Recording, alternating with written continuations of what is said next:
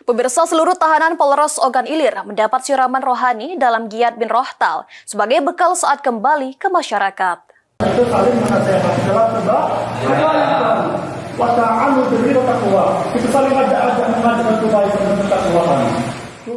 Puluhan tahanan Polres Ogan Ilir mendapatkan bimbingan rohani dan mental di dalam tahanan Polres Ogan Ilir setiap 1 kali dalam sepekan.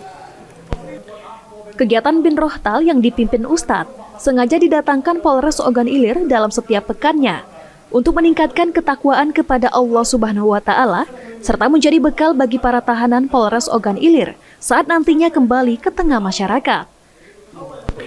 Selain mendengarkan ceramah agama, para tahanan Polres ini juga diajak untuk bersolawat dan berzikir secara bersama-sama.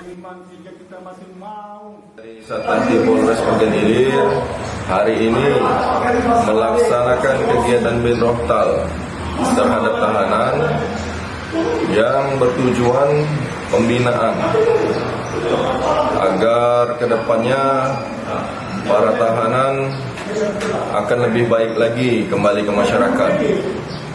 Dan untuk tahanan pada saat ini berjumlah 15 orang. Jadi untuk bin Rohtal tersebut kami mengundang penceramah dari luar ustaz-ustaz.